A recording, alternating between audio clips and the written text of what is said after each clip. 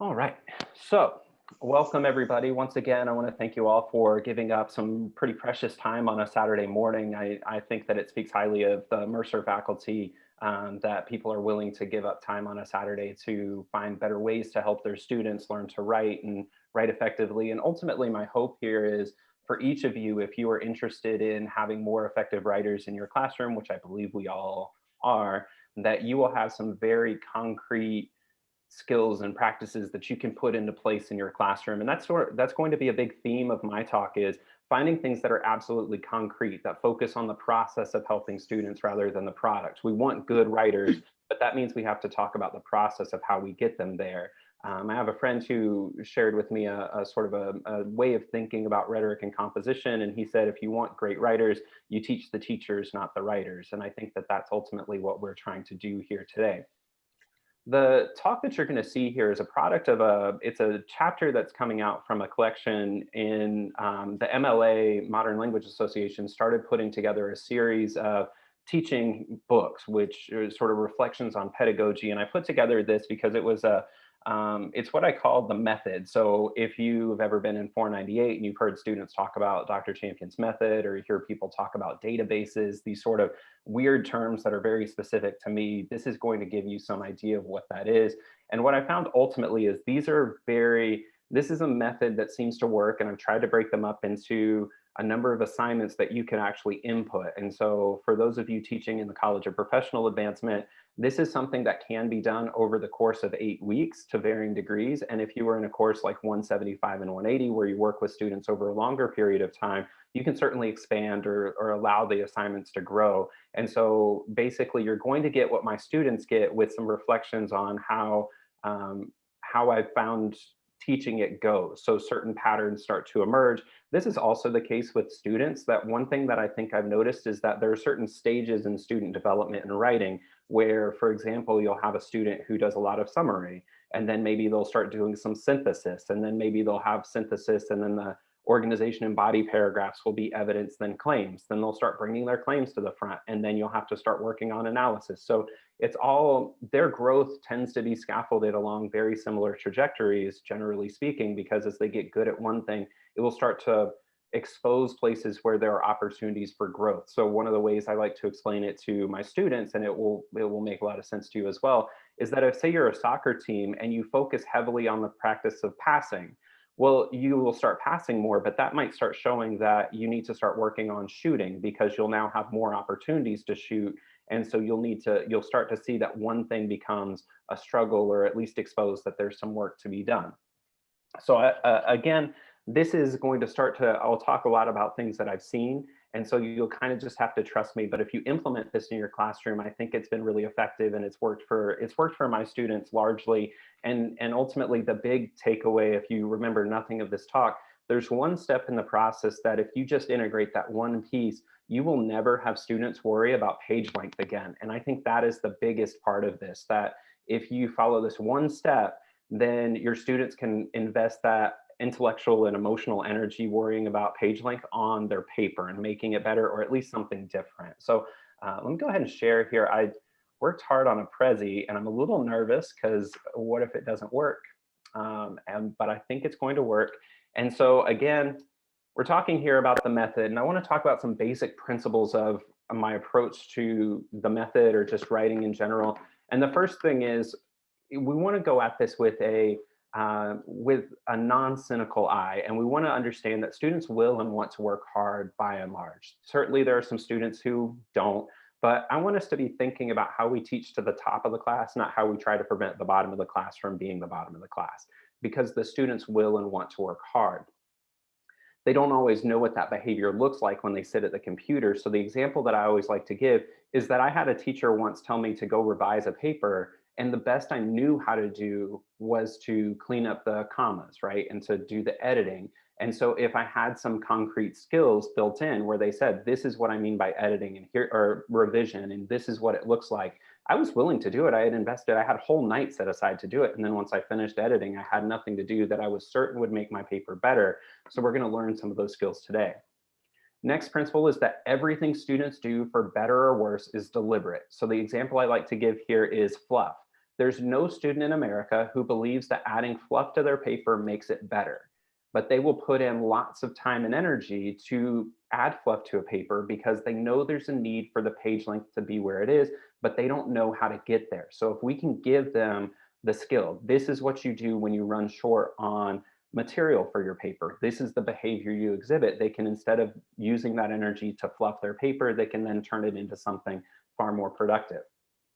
For us as instructors, we need to delineate better between the process and product when teaching. And so, for example, if we tell our students we want a paper to flow, well, that's probably the case. We do want it to flow, but that doesn't tell them what the process of making a paper flow looks like. And so when we're teaching, we want to talk about what skills or what behaviors we want to do to get to the paper that flows, whatever that word means. And as we're going to see in a little bit, if you can't define what those are, your students can't do it. Or a more positive way to say it is, if you can define what it means to create a paper with flow, then your students will be able to do it. So it's entirely, maybe not entirely, but it's pretty close to entirely contingent on the instructor at this point. And ultimately, concrete behaviors are better than abstract concepts. So if you can tell them, this is what you do, literally what you do when you sit at the keyboard, it will really help. And then ultimately, for my method, everything stems from the central question. That's it. So we're not going to focus on the thesis. In fact, it's not even until much later in the process that we're going to get the thesis.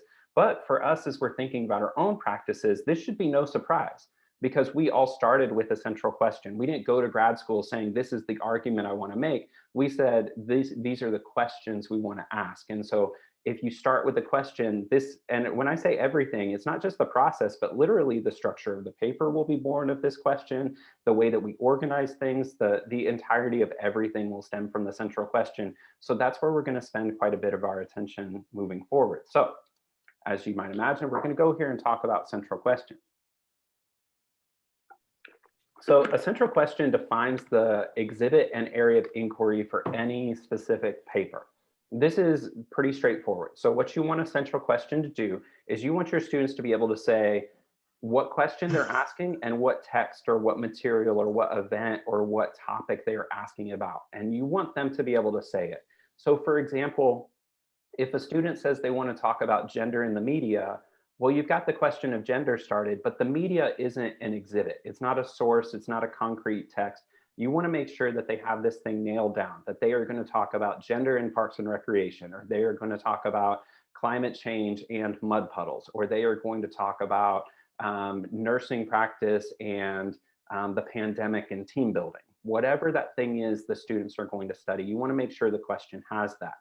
And then here, one thing that's worth valuing, or at least respecting, is that for us as scholars, we've had the same central question our entire careers. So for me, I ask about the construction of white masculinity in pop culture. So anytime I turn on Netflix, or anytime I study stand-up comedy, for those of you who don't know me, when I turn on Netflix and watch a new stand-up special, I'm looking for the same question. How does this comedian address white masculinity? And I have smaller questions that we'll talk about later, but I'm asking the same question. So for our students, one of the unique challenges we want to be respectful of is every time they sign up for a new class, they're ultimately starting from scratch and having to build a whole new set of questions. And so if we can recognize that earlier, we can help them get down that path much faster and to get into this habit of asking questions. And that's ultimately what we want them to be doing, is anytime they look at a new question, we want them to be able to rapid fire. These are 8 questions I would ask to get to the heart of that question. But that takes a long time to get there. But just respecting that we don't run into this trouble because we've stuck with the same one, presumably from our master's degree to wherever we are now. And one thing that I like to tell students is that the goal of a great paper is to add to the reader's understanding. So if that's true, then just setting them up with a great question, if they can answer that question, they will do just that. So this is where it really sets them up to be able to offer an interesting or important or some type of an intervention for those for that field. So what we're going to go to here is, this is what the assignment looks like for my students at this point in the process. And this is something that you can put into your work too. I hope you can read it. It says, draft a central question that you would like to research for your final paper. Then write a 250-word reflection on why you chose this topic and what you find interesting about it, and what kinds of work you've done on this topic before. The reason I have them offer the reflection is that there's one of the next steps in the process will be feedback from them. This is important feedback because it's my opportunity to help them to it's my opportunity to help them right size their uh, question. So if they say, I want to ask about gender in the media, well, we know that topic is way too big, but what I want to know as I'm offering them feedback is what exactly do you care about, right? What are the things that you care about? What types of work have you done before? Where's the material that I know we can build from? Because we want them to create original research for each new topic, but we don't reinvent the wheel, right? I don't have to go back and reread all my secondary materials when I write about a new comedian. And so what we want to do is find that balance where we're showing them this is a new topic. Do I need to wear mask? And then, It's okay. It's okay. hey, Vic, would you be in my mind, like, I know Jacob Tax, so I just go straight. So when did you change it? I think we got him there. All right. Sorry, everybody. Sounded very important though. And so, so the idea here is ultimately, once they get that question in, they're going to give me that reflection. And I want to know so that as we get into the feedback, we can make sure that they are on the right track. I like to have conferences at this point, but if you don't have time for conferences, Canvas has that great material for offering video feedback. I like to make sure that it is very, very short because I don't want them to get lost in the muck. I want to make sure that when I give them feedback, I tell them, this question looks great, but here's why I think it's too big. This question's not great, or they're often fine. There's no question that's bad, but these are the things that we're going to run into pitfalls. So I spell out for them, this is why this question might set you up for some pitfalls, or this is a great question, but it's been asked a million times. So if they say something like, I want to talk about gender in Jane Austen, well, then that's a really hard one for them to add to the reader's understanding because anybody who's in that audience reading about Jane Austen will have already talked gender to death. What I do then at that point is I will often add an ampersand, right? So I will tell them, great, talk about Jane Austen and gender, but maybe one of the things you want to do is to add an ampersand. So for example, what I might do at this point is say, Jane Austen, gender, and place, because sure, people might have talked about gender, but maybe they haven't paired that with place. Maybe they haven't paired it with money or religion, etc. So when we're right sizing the question, well, let me talk about this template here. So I'll often give them a template of this sort. So this is sort of like they say, I say, if you're familiar with that text.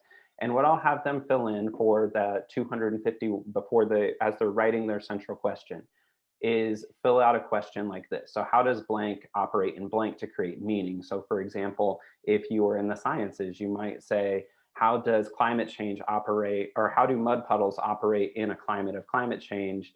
And to create meaning, you can adjust that language basically. But the key here is you want them to define what they're looking at and what kinds of things they're examining there.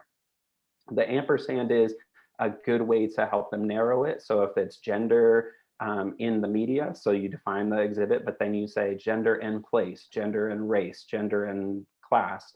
And so you can add a lot of those ampersands to help. If it's too narrow, what I might do is add exhibit material. So if they say, I want to study gender in this one episode of Parks and Rec, and you believe that there's not enough to create a paper sufficient, then what you could say is, all right, let's compare gender in Parks and Rec, but let's also compare it to The Office. So let's compare this episode and this episode. So that adds exhibit material, which exhibit is another word for that primary material. It gives them something else to study. So in this case, when you're meeting with them or you're offering that feedback, you can either broaden the topic for them by adding something to study, or you can narrow it by adding an ampersand to the type of thing they're looking for. So it's kind of adding that filter. Does everybody understand that part of it? This is a little bit in the abstract. So I want to make sure that we pause for a minute to have everybody on board.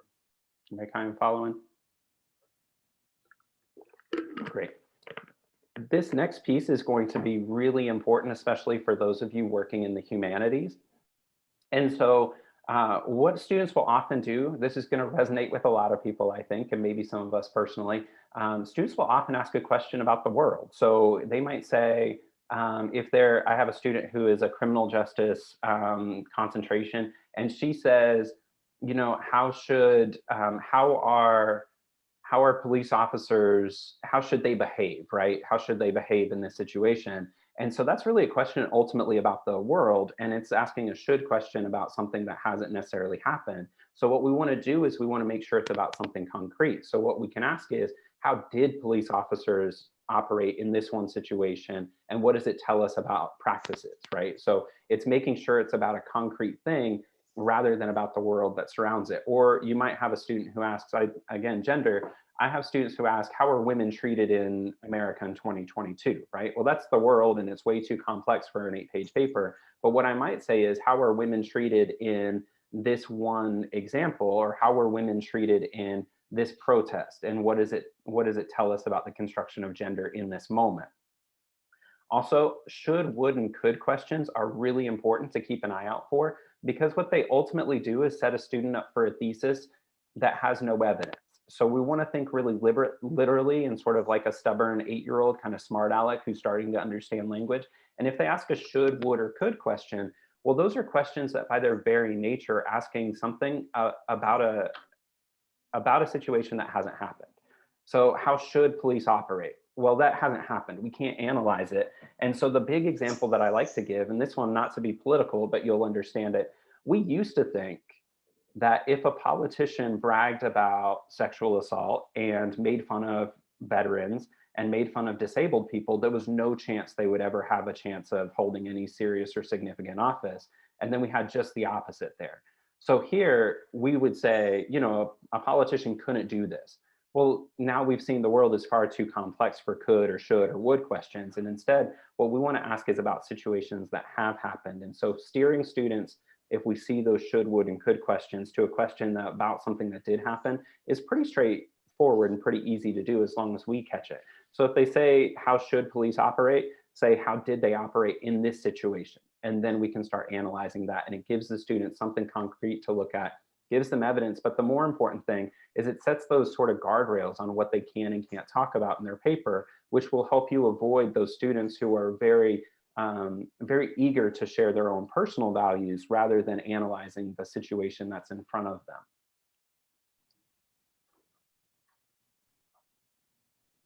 Okay.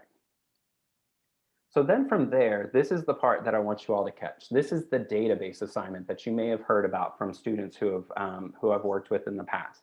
And so here with the databases, students will, let me talk to you about what they actually are. So let me skip ahead to that. Maybe these are a little out of order. So the assignment, the database is basically this. Students are going to go to their exhibit material. And remember, talking about those concrete behaviors, they are going to sit down with whatever they're studying. If they're in history, they're going to sit down with the books with the primary sources. If they are in communication, talking about pop culture, they're going to have Netflix open and a Word document open. If they're in criminal justice, they're going to sit down with a case study and a Word document open. If they're in whatever it is, they're going to sit down with their, what we would call exhibit material in this case, or primary material in the traditional rubric. Their job is, you're going to have them start collecting evidence. I like to start them, depending on if the class is a 16-week class, I might start with 1,000 words of evidence, which is really not that much. Or I might have them start with 750 if it's a shorter class. But quite literally, all they are going to do is take those words and type them verbatim into the Word document. So they are going to collect anything that could be used in the paper.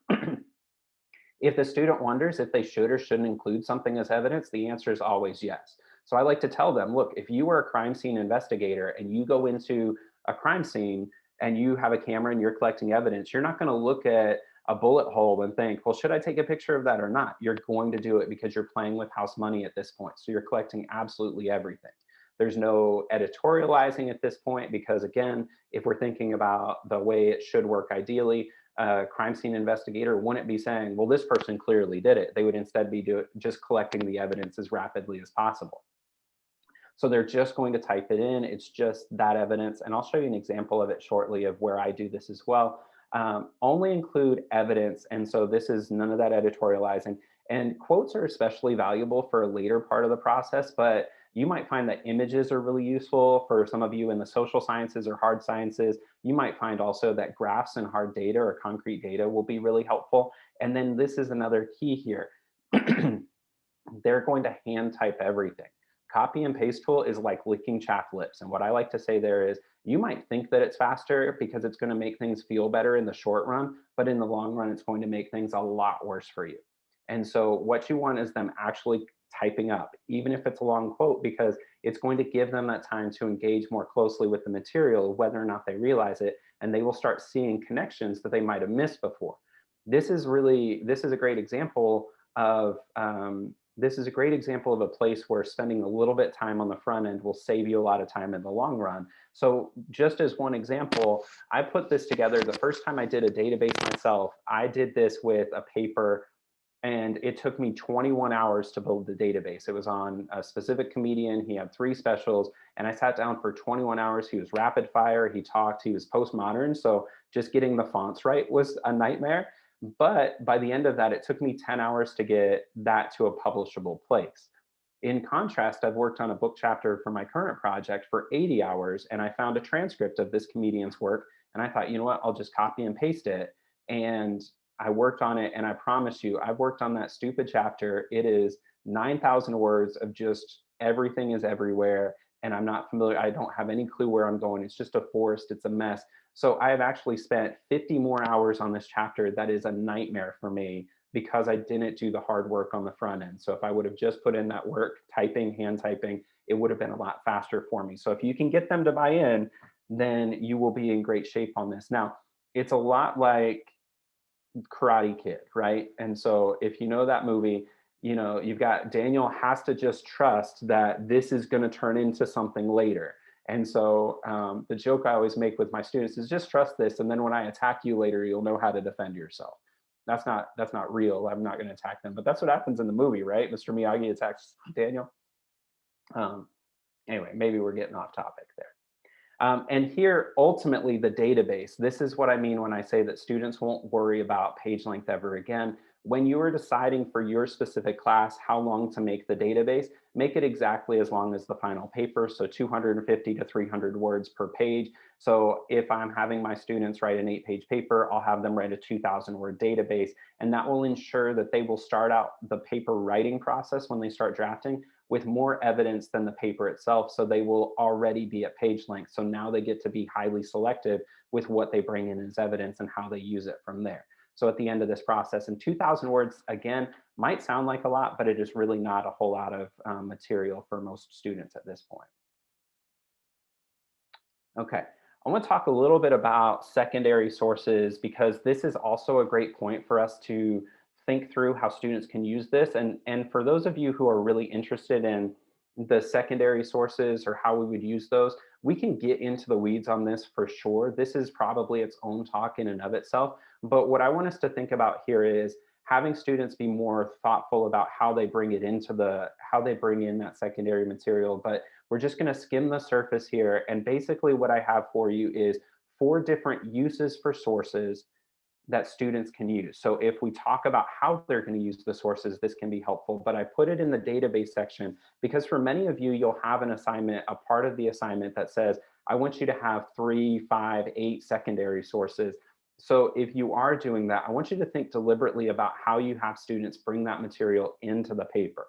So there are 4 different uses for sources according to Joseph Beam's Feet and Beam. He updated it later in the process, and so that's why you'll see that the F and the T and the B and the M are sort of 2 different categories.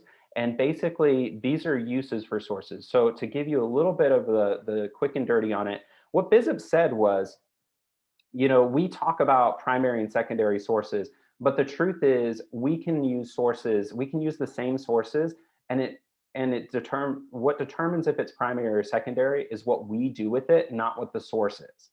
And so, for example, if I write about post 9/11 attitudes of the Civil War and Gwendolyn Reed writes about women in the Civil War, then we both go to the library and pick up Eric Foner's 2007 The Fiery Trial, and I write about post 9/11 attitudes of the Civil War. Well, that book is written in 2007, so it is primary material for me, but she's writing about women in the Civil War, so that's secondary material for her. So if we give students verbs that describe this is what you're doing in the paper with this material. It's much more useful. So when you see the different categories, what I want you to notice is that what follows them are verbs for how they use it. So rather than describing the source, we see the verbs for what you can do with the source.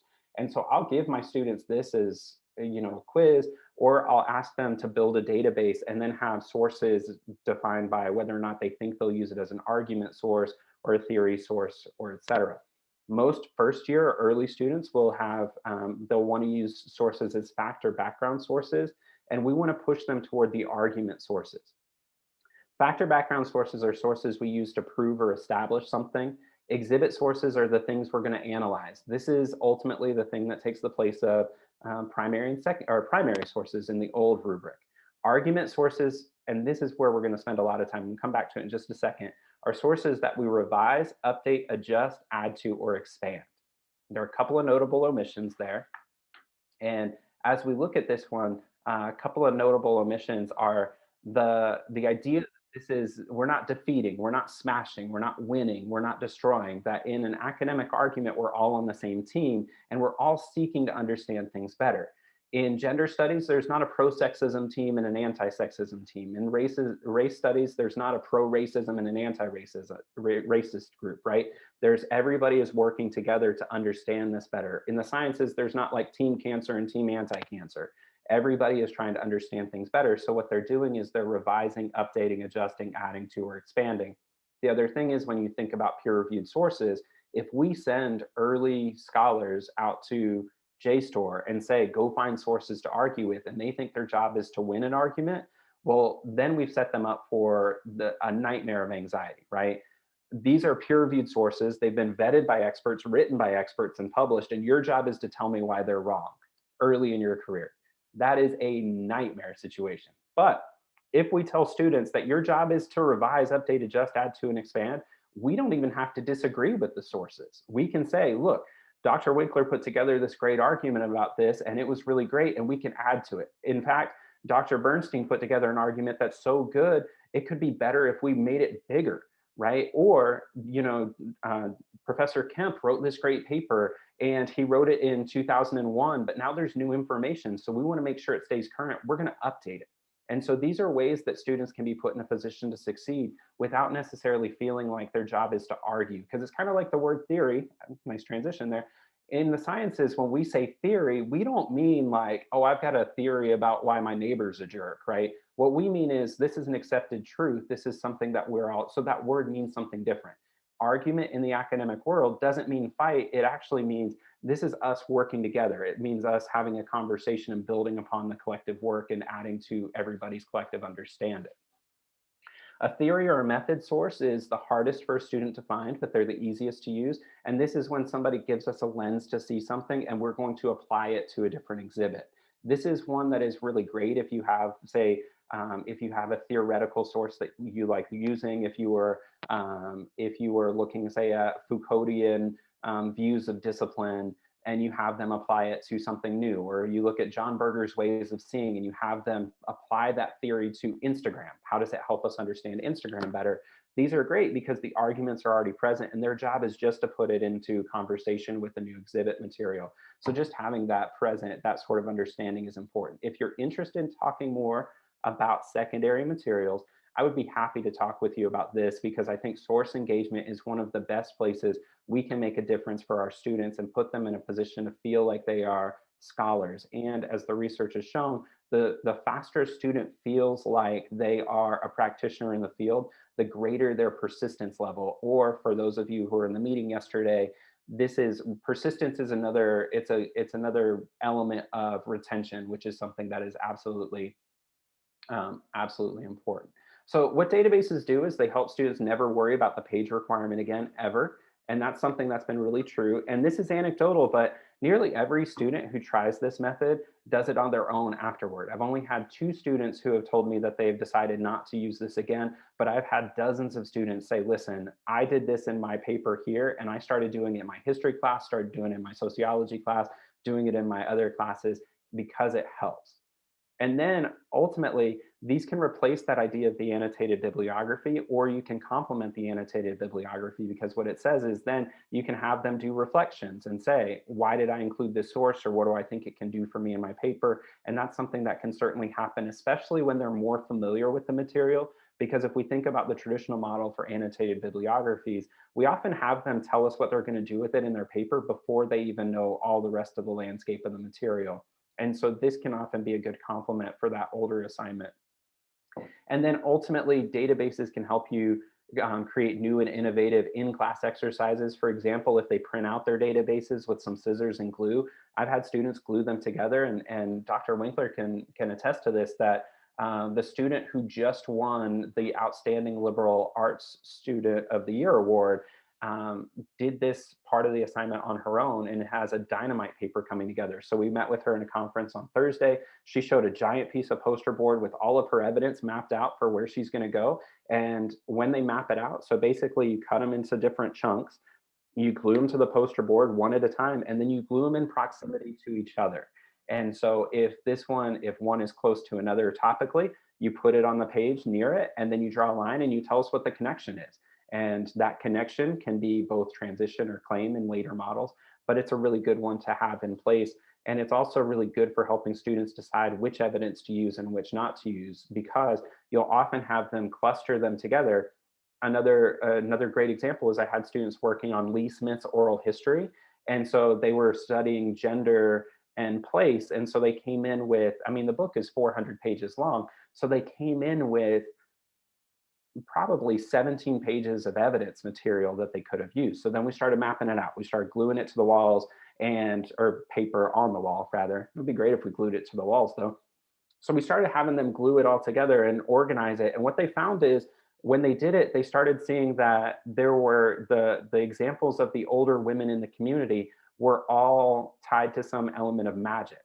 And so that paper went from the question being, what about place and gender, to being place, gender, and age and magic, and magical realism tied to age and power and womanhood. Turned out really, really great. I would encourage you to try this yourself and then show your work. And if you remember here, I mentioned that I do this myself. And so what I like to show my students is this, and this one, for those of you who know my favorite place on the planet is Yosemite. And this is my database from the project that led to be the Cliffs and Challenges introduction. And so I literally will show them, this is what I did. And so I can show them, these are all the pieces of evidence that I think are important. And then, I don't have them read Brunner's book, but I have them see that, look, this is not me telling you to do something that I don't do. This worked for me. It's worked for me multiple times. And so it gets that buy-in from them. It's also really nice, sort of anecdotally, part of you probably hearing I'm a little not thrilled about annotated bibliographies. And I always found them frustrating as an undergraduate, because I knew deep down that my professors would never actually have done one unless they were assigned. I don't know if that's true. That's just me thinking that I know a lot more than I did. But this is it's one of those things that if you do try to work with this method, you can show students, and I show them all the time, and it's worked out. It's gotten buy-in a little faster because they know that it's not me just hazing them, which sometimes writing can feel that way. Any questions about the database? Maybe I should go back to that for a second. Okay, so the next part of the assignment here, we're going to build a questions bank. And a questions bank is a really useful part of the practice here. And this one is one of my favorite for in-person classes. And I think, if you work with Zoom quite a bit, there are some ways that the question banks can be done. So there's the typo. I knew there was going to be one in there. I like to call them complicating questions. And complicating questions are really important here, because what we find often is that students have been told that their job in a paper is to prove their thesis, which, to be sure, that is a part of their job. But if we think that a student is going to write a really great paper where every paragraph is some variation of another reason I'm right is blank, then they're going to be frustrated when they get to page 8 and they've proven it as much as they possibly can and have nowhere to go. Typically, though, if we talk about this as complicating questions, that your job is to show us how the answer to your central question is complicated, you are going to be in great shape from there, because then they're saying, this is another reason the answer is not as simple as we might have thought. And this is another reason. And so what they're going to do then is start digging in. So I like to call these complicating questions, because if they ask good complicating questions, their paper is inherently going to be complicated. I want them to, so again, I want them to learn to explore complications rather than doggedly try to prove their thesis. We had a really bright student at my last school and wrote just I mean, it was a good paper, but it really was 12 pages where every first line was some variation of telling us why she was right in a different way. And I knew she was capable of more. But again, going back to that model, if this is what she's been told, she's doing a great job of executing what she's been taught, but not necessarily writing a great paper. So we have to adjust that a little bit. As they're creating these question banks, they have the potential to become a paragraph or more. So ultimately, what a question bank is this. They're going to create a bank of 20 questions that could help them answer their central question. And what this is these are the questions that we ask of every source. So if you think about, if you think about when you were in grad school, or the last time you've had a conversation, or the last time you think about when you're looking at somebody else's work, there are certain things you care about and you want them to ask every single time. So when I'm at a conference and somebody presents a great paper, I'm going to ask, what about, if it's on gender, I'm going to say, what about the construction of manhood? What about the ways that race and manhood interact? Even if the paper doesn't necessarily address that right away. And so I have this battery of questions that I'm going to ask. For you all, think about the questions you've had to ask about every single paper. This is great for those people working in the STEM fields, because one of the questions you would want in every questions bank is, what does the literature say about the topic and what is it addressed already? Because that question will become, the answer to that will become your literature review. If you think about what the conversation is, if you think of these different questions, the questions will be often replicated, and I like to encourage students to replicate them, but I want them to start asking this list of questions. Then they're going to revise them to be open-ended. That's pretty straightforward. They'll often start with some closed-ended questions, but let me pause for a minute here before I get out over my skis. Almost never have I seen a question on a first draft of a questions bank that needs to be deleted entirely. Instead, what happens is students will ask a question about a topic that we need to address, but maybe they ask it in a way that is not necessarily setting them up for success. So they might ask it in a closed-ended way, or maybe they'll ask it about the world, or a should, would, or could. And so what I want them to do then is go through the questions and adapt them to be about the exhibit. So if it's a question about the world, I want them to retune it about the exhibit. They want to ask it, instead of being about a should, would, or could, they're going to take that part out and they're going to redirect it at whatever their exhibit is. They're going to open it up. And so the best way to open it up is to have them start thinking about how, right? And so I like to build in a revision for the workshop, and then use how. So if they say, is nursing a difficult field, right, in the pandemic? That's a yes or no. And the answer is probably yes. But if we say, how is nursing difficult in unique ways in 2022, then they can start digging deeper into the evidence. So having them use that word how really helps them, because then it sets them up for a question that requires that analysis. So I love the word how more than you all probably know. Again, should, would, or could questions, back about the world. And here at this point, I like to talk to them about, this is about cultivating a mentality. When we think about our work, we're asking the same questions over and again. So if we can get them into that mentality, it's going to be very helpful. And this is also a skill that bridges well beyond the academic classroom. So if you get into this habit of asking important questions and thinking about what we would need to do to answer those tougher questions, imagine if a student did that when they were thinking of who to vote in for mayor of Atlanta, right?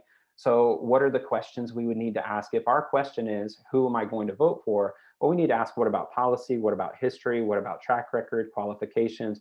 And already we're at 4 questions for a questions bank of 20 that would help us ultimately answer that question.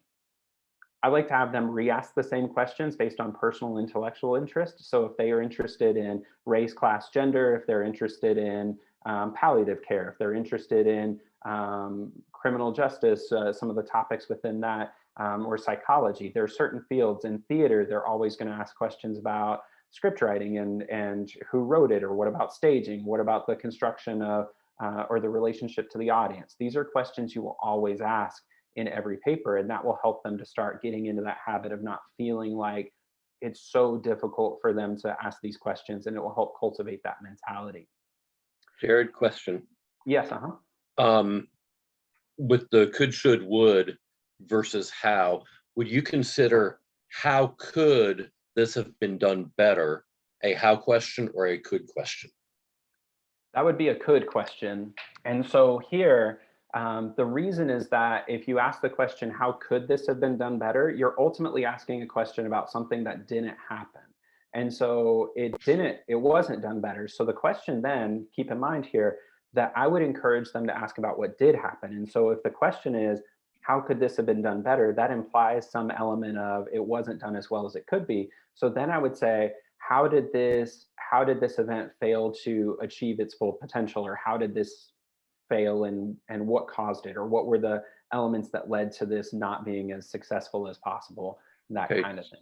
So for instance, with Derek Chauvin, how did he violate standard of care? How did he violate practice, etc.?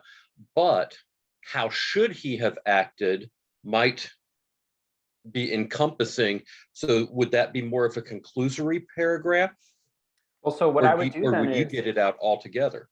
You could, I like the idea of having it as a conclusory paragraph, or one of the things you're asking about there is actually policy. So here you could ask, how would the policy have asked him to behave, right? Because the policy is in place, right? So that is something we can study. We don't know how he should have acted based on what he did, because all we get from him is how he did act. So what we can look at is we can reorient. And again, it's a great conversation about evidence, right? Because you're saying you're looking at the wrong evidence to answer that question. And so instead, what does the policy say, and how does that inform how we interpret what he did do, is a great way to reorient it. But it's also a good question to ask, Steve. So remember, that idea here is that at the core of every time a student asks a question, or even in this example, that's not a question we delete. That's not one we ignore just because the immediate evidence isn't helpful for getting at the heart of it. It's one that we want to dig in. So what I always encourage faculty members to do is look for the kernel, the thing that we have to save, and polish up the rest, right? And so there's almost always a kernel of something that's useful. So I want to share with you a couple of exercises, and there are some adjustments we can make for online environments or hybrid environments, but these are some of my favorites for in-class. And so there's a question, an exercise that I call pass, ask, pass, which is maybe a little close to puff, puff, pass. Maybe I shouldn't have that on my exercise list here, but what I'll do is I'll take in, say, clipboards, right? Or I'll have notebooks, and or if we have desks, right? But I'll organize the class in a circle, and students will write their central question at the top of the page. And then they will pass the page to the right and write a question so everybody will pass it to the right. And then their job is to write a question that they would want asked of that topic to help answer the central question. Once they've done that, then they'll pass it over. And here's a great opportunity for you to say, think about what it is you care about intellectually and create a question for that. And every time you get a paper, if it's not been asked, put it down, because that's ultimately your life's work as a scholar, is making sure people are addressing the topics you care about. So if you were thinking, if you're interested in, if you're in the sciences, again, you can be the person who just says, what does the literature say? And every time that comes around, if it's not already on the page, you're going to ask that. If you say, if you're in gender, you might ask questions like I do, or I like to ask about place. So I might say, how does place affect what you're asking, right? And so you can keep passing it, but then you can just pass it and give them a timer. 1 minute we're passing, 1 minute we're passing. And in a half hour, then students will leave with 29 potential questions that they could ask, and they'd need to revise them most likely. But ultimately, if we get back to that idea that almost always they're going to be asking a question that has some element that we need to address, they're going to be in great shape from there. I like to do this groupthink thing. And basically, if you know what Padlet is, anybody not know what Padlet is? So Padlet, you send out a link to everybody, and it's kind of like Twitter, where you can post a tweet to a wall on a web page, and everybody can post. And so what I'll do is I'll have my classes go through a Padlet board, and then they'll ask their questions and put it on Padlet. And this is great for the online environment because everybody can do it remotely. Here's what I especially love. You can leave this up as long as you want. And so I love to do this at this part of the process and leave it up and leave a link on Canvas. So my students, when they get to drafting, can go through and see all the questions that other peers help them ask. You can ask them one by one. You can do it in a group of 3, and you can choose students and say, you know what, I want a paper on this topic and one on this topic, and then we're going to ask these questions. But you pull the collective interest together to ask these questions, and then that leaves students with a really great starting point. So whenever they get to the Friday night and they're stressed out and they're not sure where they're going to go for the next paragraph, they go to Padlet and figure out what are the topics they haven't addressed yet and what are the types of questions they haven't done. This one is really helpful. And if you have a particularly anxious student in your class, ask them to volunteer to let the class workshop questions for them on Padlet, and then leave the link up, and everybody can view it and have the same benefit. But I have this one up for students almost every semester. And at the end of the semester, you clear it out because I think you get 3 for free. But you can certainly do this and leave it up for students and then save that list. And you can also reverse engineer. And this is a simple way of saying, look at every paper, look at a paper in the field that you're studying, and see if you can figure out which questions the people are asking uniquely and which ones they're asking that are showing up in lots of different papers. So going through and looking at the claims and seeing what kinds of questions they would have had to ask to be able to make that claim is a really great way to go for showing students that this is what we do professionally and this is the process we go to. So it's not that we're just finding topics and moving through our paper. We're really asking the next logical question. Any other questions about the questions bank before we move on to the next step here? Great. Well, where am I going here? Let's talk about body paragraphs, because this is where the magic happens, right?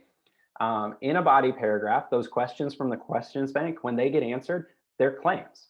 And then the claims need evidence. So you're going to fill that in from the database, and then the evidence needs to be analyzed. So already, if we get to this part of the process, then the students will have half of their paragraph written already just by merit of the fact that they have the questions that they can turn into claims, and then they have the evidence.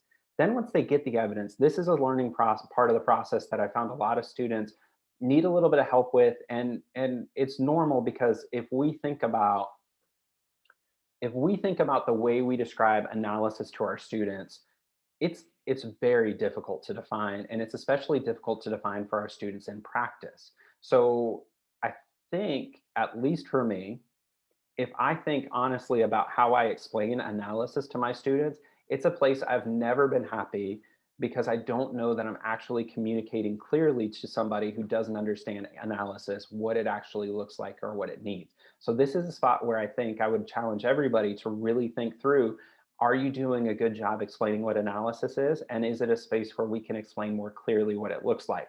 And again, this is all with the preface that I'm not sure I feel comfortable with it. And so it's worth us kind of digging in deeper as a group and collective to try to figure out some better way to say that. And then finally, in a body paragraph, asking students just to clearly articulate how this question connects or helps us answer the central question. That fills out that sort of proverbial so what for the students. And this is a more complicated step for students. That's, by the way, not intuitive in the least, right? It's not something that would come to us naturally. So for the assignment, there's sort of 2 steps for this. So if you're following along trying to think, this would be something that I would do typically week 4 or 5 in my classes in the 8-week sessions. And on the first pass, I would have my students draft 1.5 to 2 full pages of their paper, where they're going to pair those questions from the questions banks with evidence from the database. I always ask them then to add 2 to 4 sentences that talk about the evidence.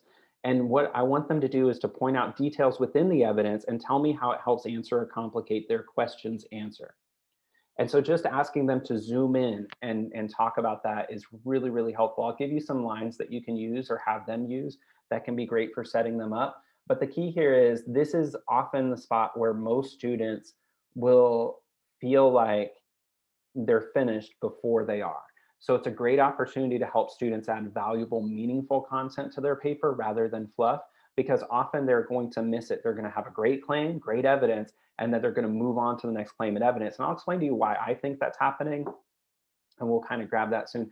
But at this point, this one is really important for us as we're scheduling our courses. We want to block out enough time that we can give great feedback quickly to our students after the first pass.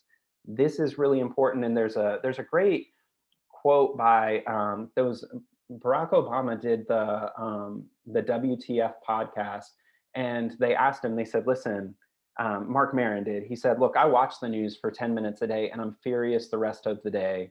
I don't know how you are the news. How do you keep your sanity? And he said, you know what? It's because my job is not to turn the boat the 90 degrees I think it needs to be turned. My job is to turn the boat 2 degrees so that when my kids take over, it's that much farther down the path. So the small turns we make at this point have huge reverberations in student success later. So when you're scheduling your class after that first draft, make it small, make it brief, but also make sure you have time to offer feedback quickly to them. So when they start working on the rest of the paper and the rest of the paper draft, you are sure that the boat has been turned, or if it needs to be turned, it's been turned. Does that kind of track for everybody? Okay, on the second pass, I like to have them draft the remaining portion of the body paragraphs. And what that means here is I like them to, they'll write the rest of the paper. So if it's an 8-page paper, I ask them to bring it up to 7 pages. And I often try to give them 2 weeks or so for this if possible. And the whole idea here is that once they get that feedback, they'll start to see that there's this click in their brains. Generally speaking, the click happens for them when they start the second paragraph. So when they see, all right, well, I've got my claim, I've got my evidence, I've got my analysis, I've tied it back to my central question, and then they build that next paragraph and figure out where they're going, the light bulb comes on, and there's this sort of visceral relief you'll see in their shoulders will fall, they'll become less tense, and they'll be like, oh, that's all I have to do? It's like, yep, that's it. That's all you have to do is keep answering questions, pair it with evidence, and once you've done that, your job is to talk about the evidence, tie it to the central question, and keep moving forward. It works pretty effectively, generally speaking, especially in the humanities. It can be a little tougher in some of the science fields or social sciences, so be aware of that. And I also want to point out that this is, you don't want to be super hard-lined on this because there are examples they can find, plenty of examples where it doesn't necessarily follow this perfect order. But what I like to talk about these is not as a formula, but I tell students these are bases you're going to try to hit on your way around to score points, right? And we use that language, use points when we're making points in papers, that kind of thing. Now, questions to claims. This is a really helpful piece, and this is why we revise those questions. I encourage students to try to answer their questions in the affirmative, and if they do so, that question makes a great claim. So if they've done a great job doing the revision of the questions bank, when they answer that question, that's how they open their paragraph. So I want you to notice in both of these examples that the first line, the first part of the claim that I wrote to pair it with is the answer to the question. And so it sets them up for success. And you can quickly imagine the type of evidence that would need to follow each. But it helps make those claims specific. It helps make it just helps in a lot of different ways. And you can do this with any of them, but it's why that questions bank is so critical to their success as we move forward from here. Then the evidence and analysis. This one is a little tougher. And again, as I mentioned, analysis means to break down, unpack, examine.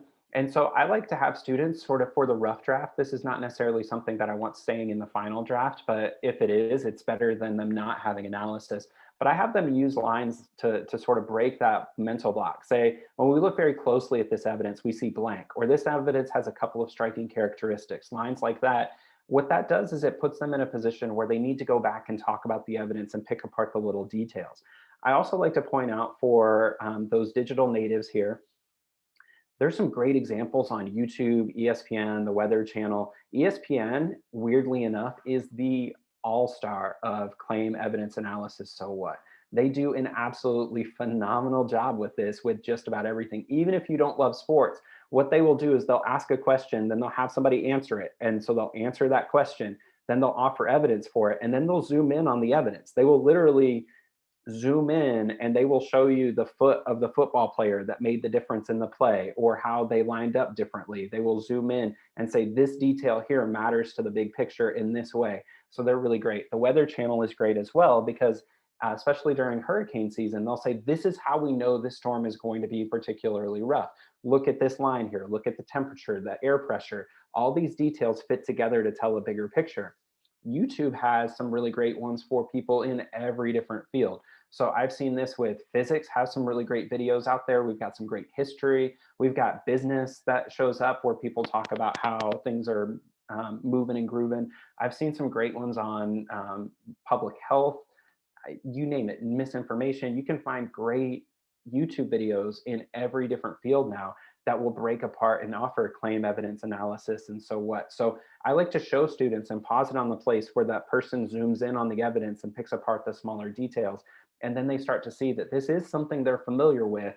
And what's most important about this is that they're able to then see that this is a successful model. ESPN is the leader in the pack in the sports world because they communicate effectively. So when we think about flow, flow is giving readers the information they need in the order they need it. And that's exactly what ESPN does, is they tell you exactly what they're going to tell you, they offer evidence, and then they break it apart.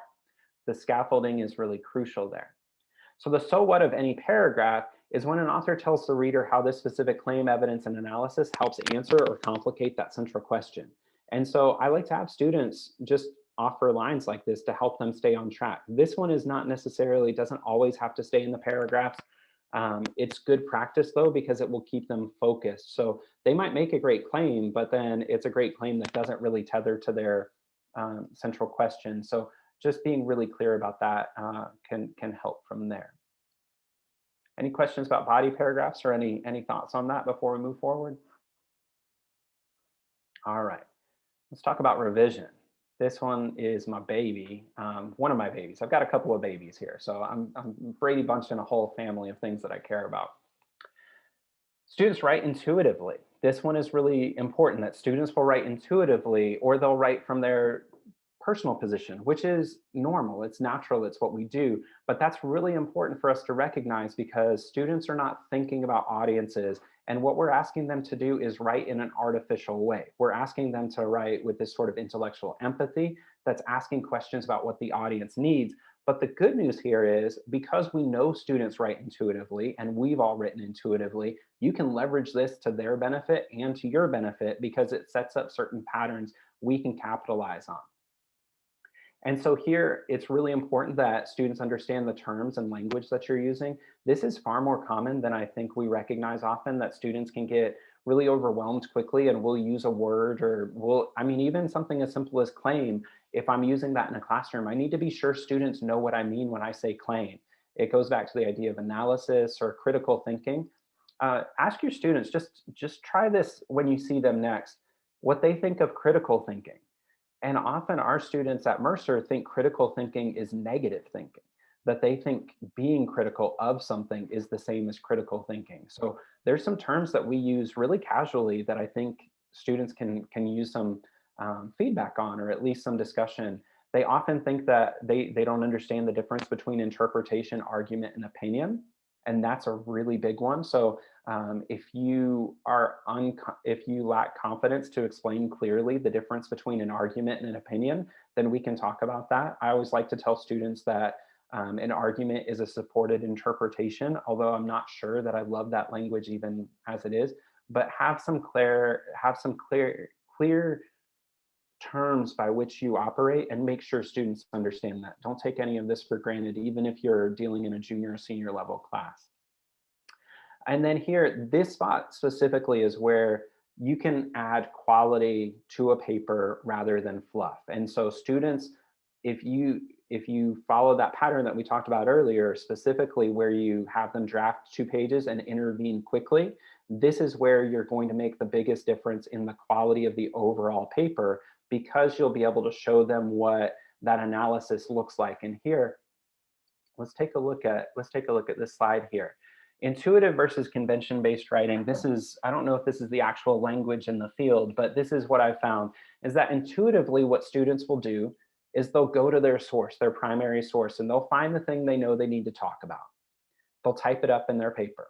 Then they're going to think about it. So notice that I put analysis there in parentheses, and that's because they're just thinking about it. They're doing analysis, which leads them ultimately to the claim. But think about the landscape of that question. In that question, or in that paragraph rather, they're going to have good evidence, they're going to have a good claim. That's the intuitive way to do it, but they're worried about page length and they're leaving out a huge chunk of what we're asking them to put in there. So identifying for them the places where there's a claim at the end of a paragraph is really helpful. For those of you teaching, here's what I like to say. Look at the first sentence of those paragraphs. Go find a student whose writing has been frustrating for you and see how quickly they get to a quote. And if they're at a quote in the first 7 or 8 words in a paragraph, chances are good they have a great claim at the end of that paragraph. So look at the bottom, see if it's hiding there. It happens all the time, all the time. It's an important part of that development. You're going to notice 2 things, kind of like if you go to a mechanic and your car is making certain sounds, they know where to start the search.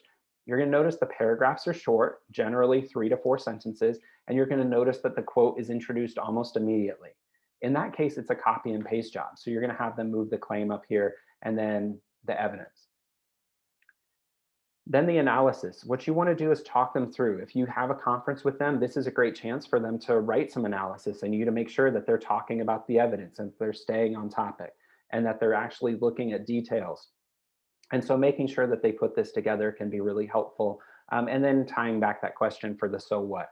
What I would do personally in that conversation is I would show them what this looks like and I would help them finish revising the first paragraph and then building the start to the next paragraph. Because if you remember from a few slides ago, once they start that second paragraph, the light bulb comes on, the relaxation sets in, and the quality of the paper improves. So I will sit with them for half an hour, which will save me hours and hours down the road. And I will say, great, look at this paragraph. You're making a great claim, but look where it is. And then think about your reader. The reader of an academic paper wants you to be right, but they need to know what you're arguing so that they can check it against the evidence, because they're not going to accept you're right until they've checked your thinking. And then they want to know what else you do with it and how it fits into the bigger picture. This is a great opportunity for you to think about other models as corollaries. So think about, I always talk about an attorney. So I say, look, there's an attorney and she gets this pile of evidence and she sits down in her office and she starts looking through it and then she starts building claims in her brain. Well, that's where we are in this rough draft or the early stages. But then when she gets to court, she needs to make the claim early so that the jury sees it. Then she needs to show where she got this claim. Then she needs to say why this claim, what we do with this evidence, how we look at it to pull out this claim. And then we need to explain how it fits into the bigger picture of the court case. Because if that attorney waits until after they've talked about the evidence to say what we do with it, then the jury is already past that point. So that argument is weakened by the very structure of it. So offering the reader the information they need in the order they need it is absolutely critical. If you think about this, I don't know if you can see my mouse or not, but think about where your eyes go in a paragraph like this. If you start with the evidence and the intuitive model and you read evidence, you say, you know what, that's cool evidence, and then you get the claim. Well, as an academic reader, you then have to go back literally in the page to read the evidence to see if it lines up with the claim, and then you have to jump forward to get to the next spot. That's literally what we're talking about in the paragraphs when we talk about flow, that the readers has to jump around to get that information. But if you offer the claim, the evidence, the analysis, then they are walked gently through it. And so it builds that sense of flow. So rather than telling a student to make the paper flow, this helps them just infinitely to understand, you know, this is what my audience needs, this the order they need it. And so they can then start assembling it in that order, because the conventions in academic writing is not intuitive, and it's not necessary. It's in some ways, it's very much field specific. Andrea, I see your hand is up there. Sorry, I was muted. I wanted to say that I'm finding that this also helps with student reading, which we've all said has been a real issue, because what I find is when students write this way, they're often reading intuitively. They're going right to the evidence. They're skipping over the claim at the beginning, or they're dismissing it as, oh, he's just overwriting it. So they look for material in the reading where they're used to writing it. And when you start walking them through what the author is doing, their reading improves as well as their writing. Yeah, I think you're spot on there. And that's one of those things that with all of this, you can build assignments where you can have them analyze the types of text that they're seeing in their own work. And it helps reinforce the idea that this is practice that a lot of people do, that for us, it's intuitive at this point, but these are models that work, that they're effective. And especially when we get to the introductions, we're going to see this be something that's really super useful, that they will see their introductions can come together a lot more smoothly based on what is actually getting published. The proof is there that this is an effective way to go. But I want to come back for a minute and just reinforce that these are absolutely helpful for helping students understand reading practices, and not just how to read more effectively, but how we expect reading to be different than, say, doing a beach read, right? When I pick up Harry Potter, which I don't love Harry Potter, but you get the idea. When I pick up something for fun, I'm just trying to get lost in the work, right? When I pick up an academic book, there are certain things I want the reader to do or help me, or writer to do to help me understand that. And, you know, one of the things too, Andre, I think we talked about it yesterday.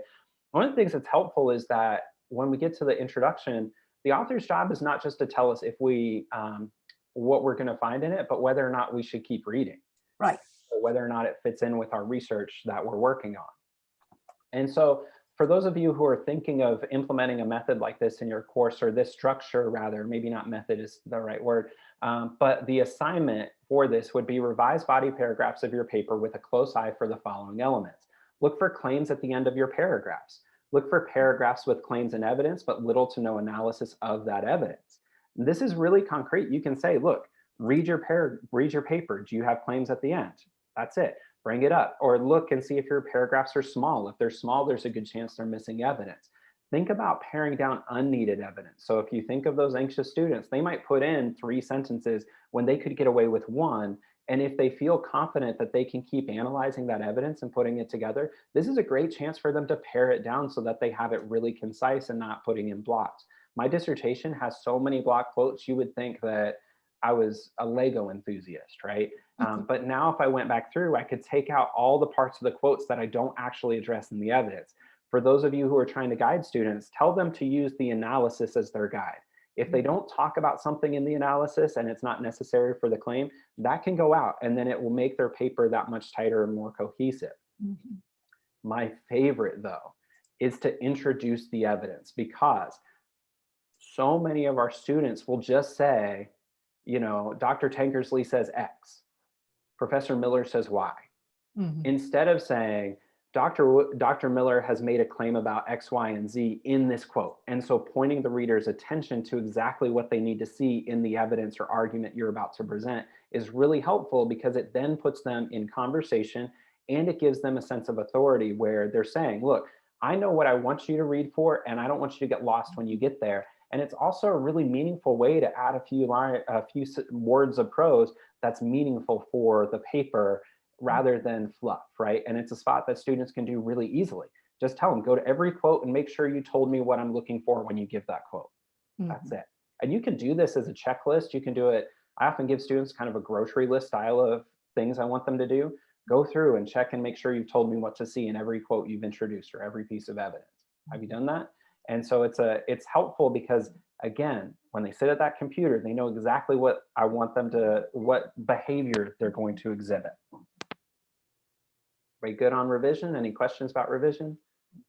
This one too could be a 12-week seminar. We could meet every Saturday and talk about this, and I would be happy to do so. All right, are you ready? This is, I'm a little embarrassed about this one because I got really excited, and I have a story for you all that I think you'll appreciate, especially if you're in the College of Professional Advancement here.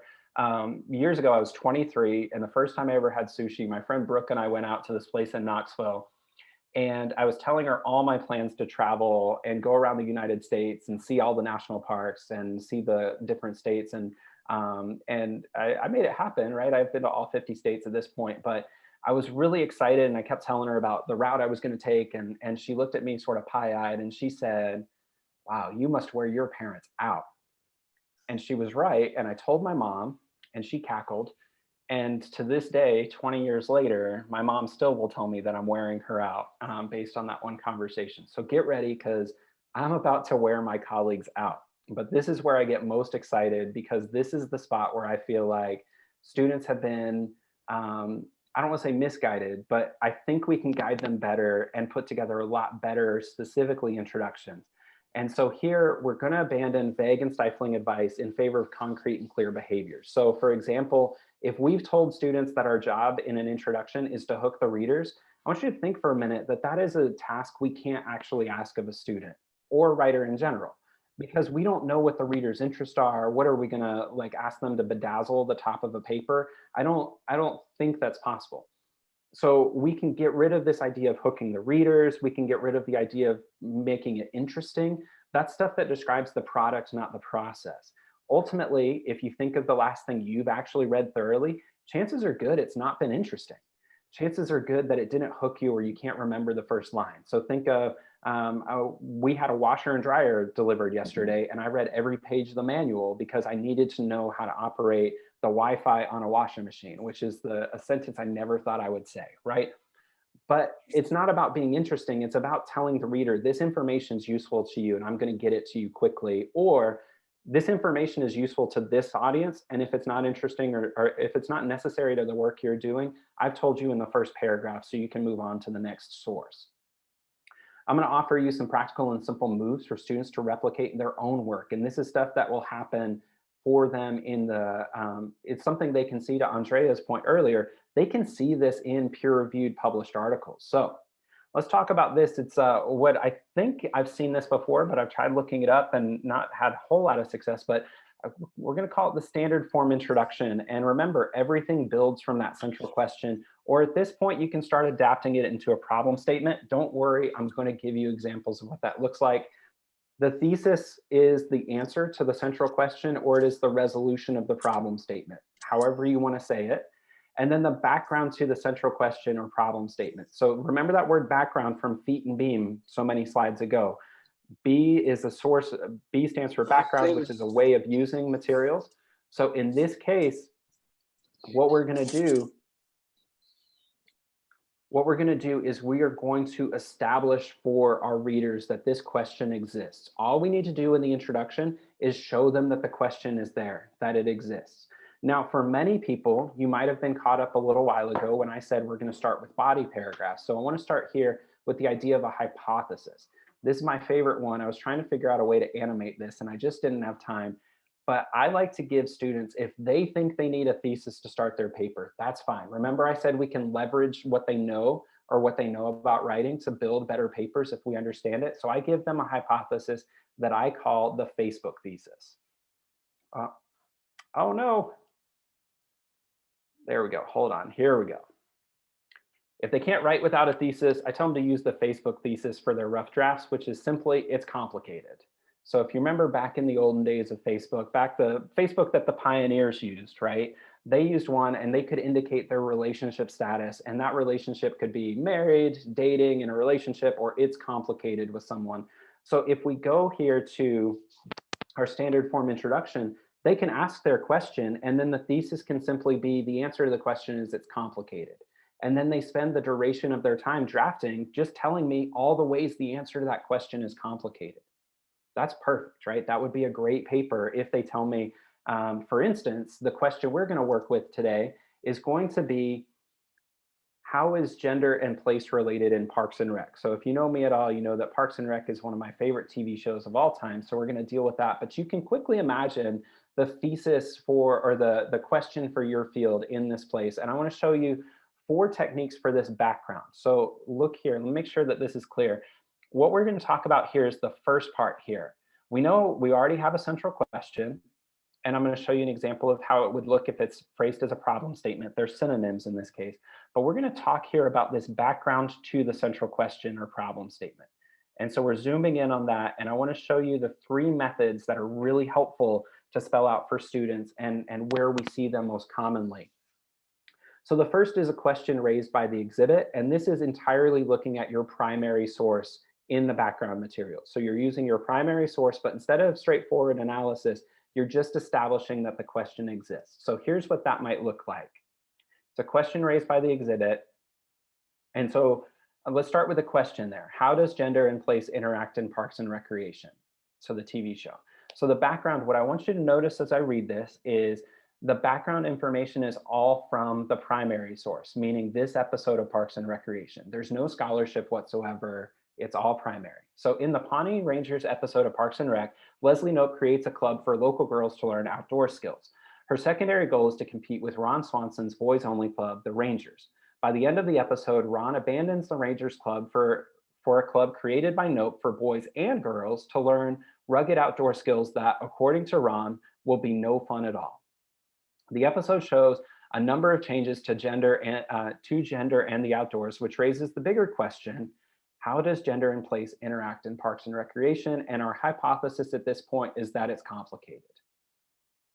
So this would be the type of paragraph that a student could put together as a rough draft, or in the final draft, they would be able to put it together from there. But notice that it's all just me talking about their primary source. Any questions about the question raised by the exhibit model? Great. Let's talk a little bit about a problem with the scholarship. And remember that problem in this case, much like argument or theory, is a specific word that we get excited when there's a problem, because that's what we are here to do. That's the job. So same central question, same hypothesis, but the difference here is that I'm going to pair some of my primary material with some of my secondary material to show how there's an insufficient relationship between the two. So current work by scholar Jared Champion argues that popular culture has historically framed the outdoors as a place that solidifies gender roles wherever they are. So in representations of the outdoors, gender is static even when it does not follow traditional scripts.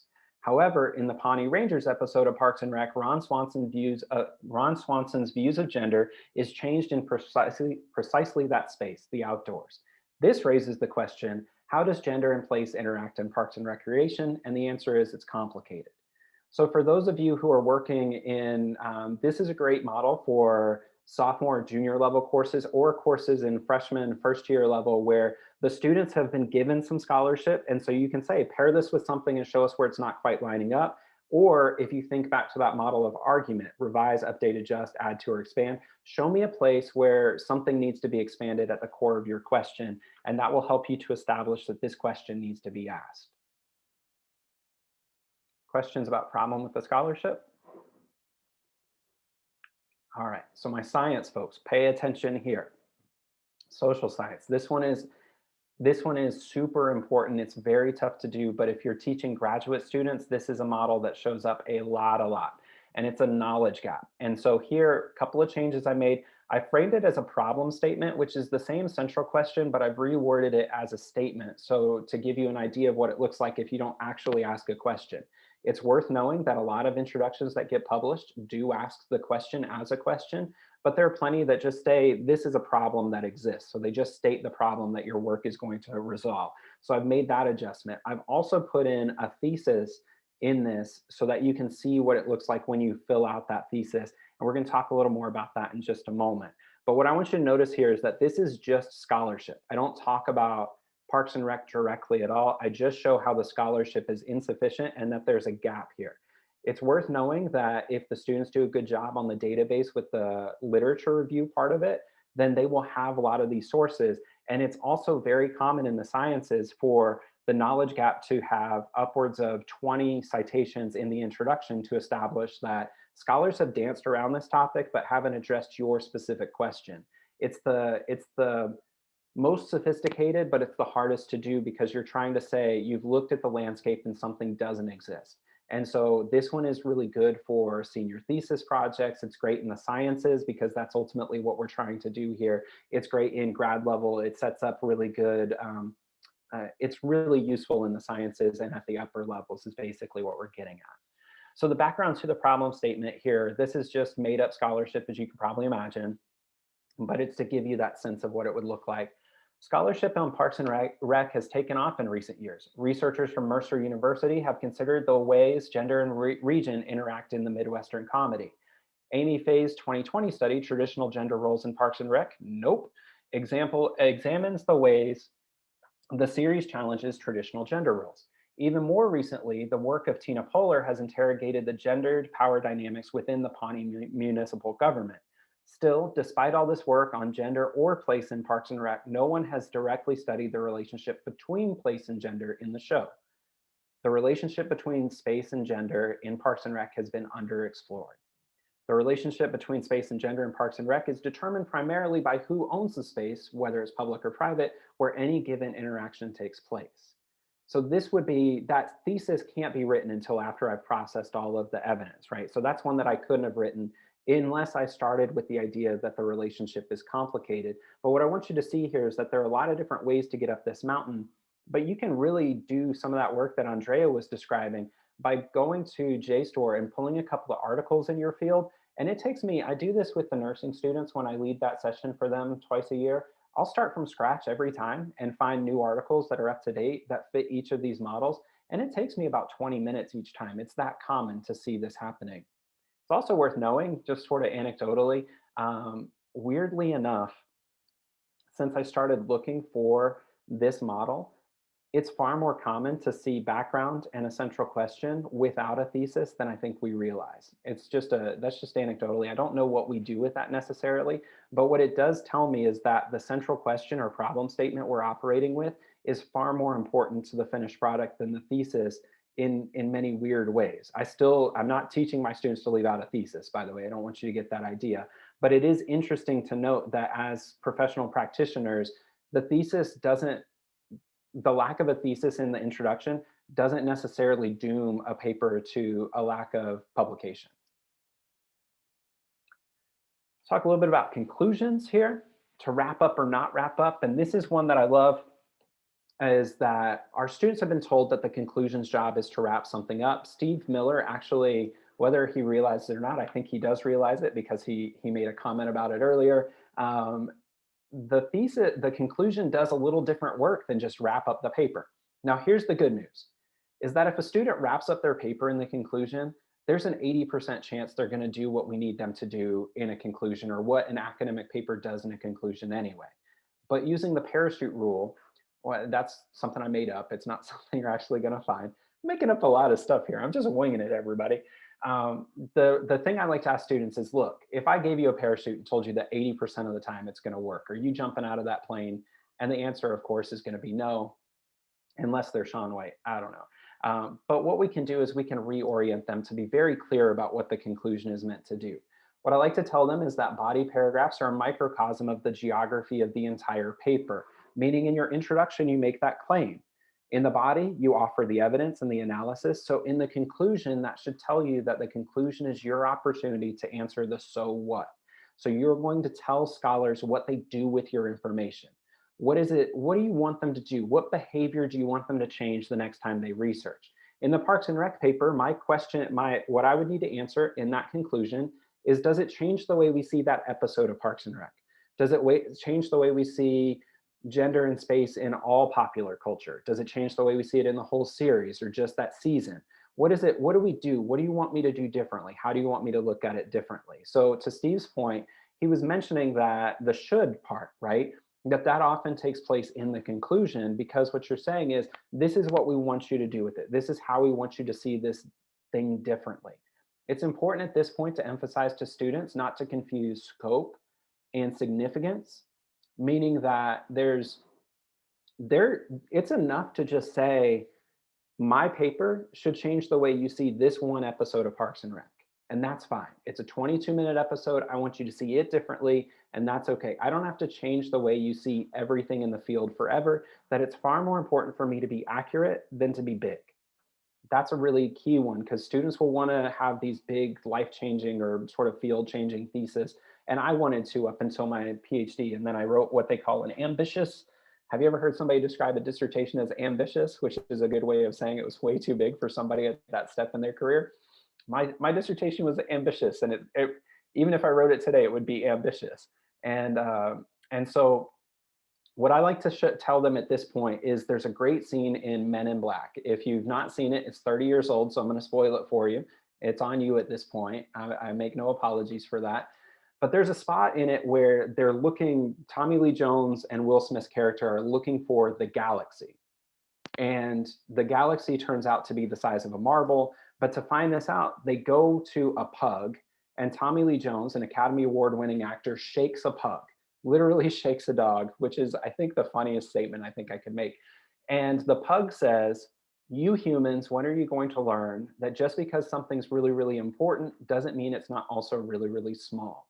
And I like to share that with students so that they don't feel this pressure that their paper has to change the world, that it's got to be this huge thing. That especially, I think in the sciences, this one's really important because it helps you to help students zoom in on the very narrow corner of whatever they're studying. And even if it's really small, even if you're just studying team building in rural areas in a nursing practice with little money or little resources, that's enough for us to help understand the field better. And that's ultimately your job. And then finally, in rough drafts, if you think about this microcosm idea, often students are going to put their claim after the evidence, and the same holds true in the microcosm practice with the conclusion. I've seen so many brilliant, brilliant, brilliant, clean, neat statements, thesis statements in the conclusion of a rough draft. I can't even count. And it's because students have been told to wrap up their paper in the conclusion. So in a rough draft, if you feel like the student doesn't have a thesis, before you make that statement, go look at the conclusion and say, do they not have a thesis where I expect to see the thesis? Because there's a very real chance they'll have a great one where they were told, where they believe their job was to wrap things up. And then once you pull that up to the top, then you can start reorienting them to tell them to answer the so what. Speak to the field. What do you want them to change about this? I see the comments going there. Did somebody have a comment or two? I don't want to miss anybody's comments, but okay, here we go. I can, Carol, I'd be happy to send out the PowerPoint as well. I think that's the one that I read there. All right, let's talk about transitions. And this is, this is another one I love. I'm so excited today. Captive audiences might be my favorite thing. I think I would trade my dogs for 2 captive audiences, right? So transitions are one of my favorites because a lot of times people will put in transitions and they will use words like furthermore, first, then, next, after, secondly. Secondly is one of my favorites, or next, or any of those furthermores. And I like to tell students, like, look, here's the deal. We already know you're going to your next point, so adding next to the start of a paragraph doesn't help us to understand your point any better. Just doesn't. So what I tell them to do, and this is a great exercise to have them do late in the game, because once they have their organization worked out, I have them use what I call a pocket square. And this is an exercise that is really easy to do. It's one that you can do in class if they bring their computers, and your transitions will become much better. The guiding principle here is that a transition should do more than just tell us we've got a new point coming. It should tell us how one point relates to the previous point and how you got from one place to the next. So to do this, what you do is you have them find the pocket square. So I've got 2 sentences from an article I read recently. You can tell that I'm really getting in thick with this white masculinity stuff when we're talking about promise keepers. Many of you probably haven't heard that phrase in 20 years. I did attend Promise Keepers in 1996 in Jacksonville Jaguar Stadium, as it was brand new. I think that was it. And so here, this is the line that starts with Gene Cohen argues that new social movements embody a self-limiting radicalism because they fight against state encroachments. Now, what I would do with this is I tell the students, you want to go to the last sentence of the paragraph that you are trying to transition to the new paragraph. And you want to find the key word or phrase that comes from that bridges the gap. And you want to use that word or phrase in the first sentence of the next paragraph. That's your pocket square. It's the thing that ties everything together. So in this one, this person did this practice, and it's really effective because if you have to pull in the word or phrase that connects the dots, you will then, by very default, have to explain the relationship between that word or phrase or concept to the new one, which will build that transition. So it does a lot more than just say, hey, I've got a new point coming your way. It will say, here's the key idea from the previous, and here's how it pertains to the next. So if you look here in this one, if promise keepers exemplify NSMs, so that's as simple as it is. This person simply put the word NSMs in this sentence, and the transition is terrific because it then explains the relationship between the two. So for you and your classes, you can go into class and have them bring in a hard copy and highlight the key word or phrase from the end of each paragraph, and then make sure that word or phrase shows up in the first line of the next paragraph.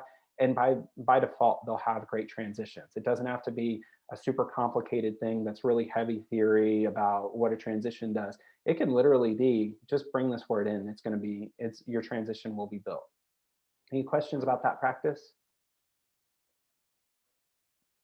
Okay. I think we're nearing the end, everybody. We might actually have a little bit of time here. So I'll make this one really quick. And so here, final thoughts. If you can explain your intellectual behavior, the intellectual behavior you want from your students, they can model it. So this is really the work of trying to figure out what we're doing, is making sure that we can explain exactly what we want them to do. Oftentimes when I speak with frustrated faculty members about student writing, we come to this point where there's a question where they will say something like, well, I don't feel confident teaching this. And so that makes a lot of sense, but it's also makes sense why your students would feel a lack of confidence about doing it, because they don't necessarily feel that they have the guidance necessary to get them across that bridge. But I like to phrase it really positively in this sense, because I do believe that we can be confident about this. And especially if we start thinking through, what are the concrete behaviors we want them to do?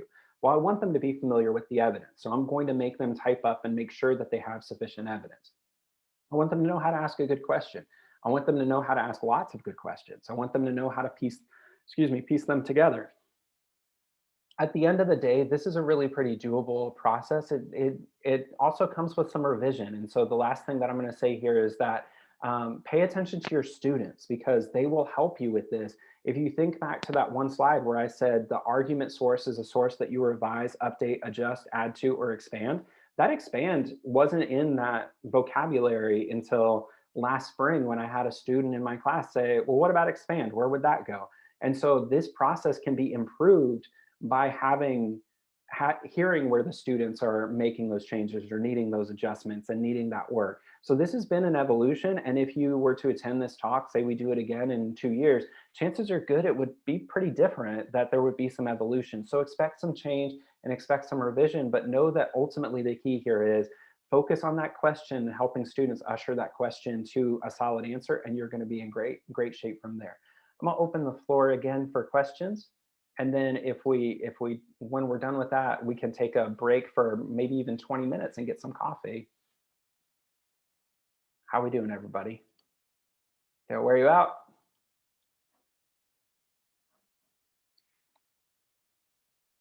All right. Thank you, Carol, for the encouragement there. I get really excited about this.